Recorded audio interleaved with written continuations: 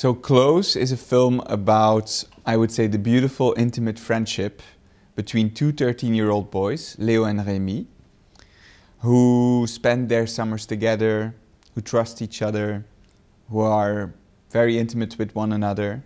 And then we follow them as they go to high school together for the first time. And in this place, their closeness is questioned by schoolmates. They are, let's say, they share a closeness that is exotic because we don't often see boys be so intimate one with another. And we follow how that impacts their friendship. I think I always start from a deeply personal place. I think in many ways this film was inside of me for a very long time.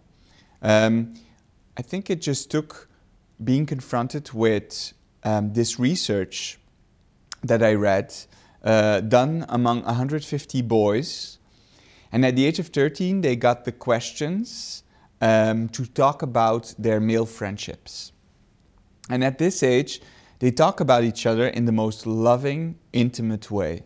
And then at the age of 16, 17, 18, this New York psychologist asks these boys the same questions again.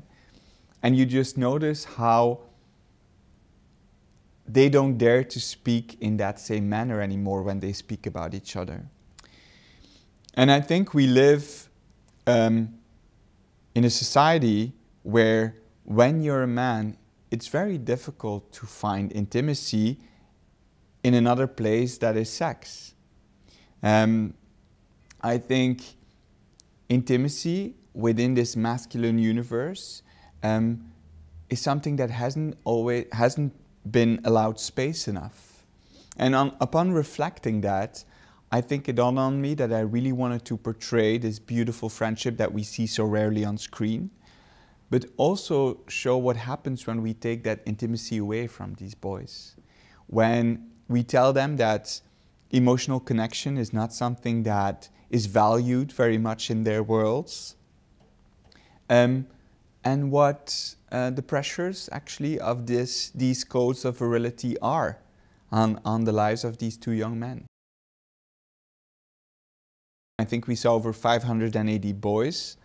But then I would say destiny happens. I would call that destiny. I'm sitting on a train, listening to music. I look next to me and I see this young, well, I would say angel, talking to his friends. I don't hear what he's saying. And for me, it was like there was already so much happening on that face. I really felt like there was this world hiding behind his eyes. And I thought, I'm going to regret if I don't go up to him and speak to him, so I did. Gustav is another story. We found him in a theater class in Brussels, where he was acting like so many other young people. But I think what was really special about the two of them is that from the moment they met, because a lot of the times we worked in groups, there was a chemistry between them and this immediate sort of horizontal collaboration. Between them, it was like they wanted the other to do good, but themselves as well. Over the course of 6 months, I spent a lot of time with them, as I do with the adult actors as well. And what I try to create is a family. What we do is we go walking by the seaside. We do all these very daily things. And during those things, we will sometimes very informally speak about a scene. But what happens is these young people, they become detectives because they get pieces every time, and of course they have read it, so they try to gather all the pieces of information to build themselves the character that they want to build. The ingredients that we need to work on a set where authenticity and intimacy is important are created beforehand. They build up the confidence that they need, but also the comfort in having met the women who play the mothers, in having built this strong connection to them. Actually, when we come on set, there's already a lot of fundamentals to build on. And then I think it's about allowing them the space within a framework that is very defined. But I never want them to feel that it's defined. I want them to feel a freedom, and yet behind the scenes constantly have our technical team reminded of the framework. So that is, I think, the two elements that we really try to work with, is this liberty on the one hand and this very, very strict mise en scène on the other one.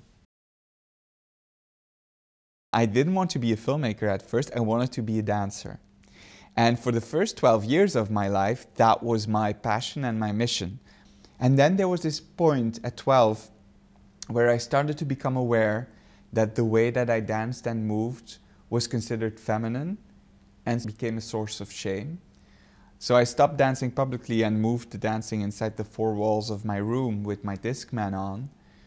But the dancer inside of me, over recent years, has been very present. And I think when I write scripts, I write as a dancer. I write movement, I write looks, I write colors, I write music.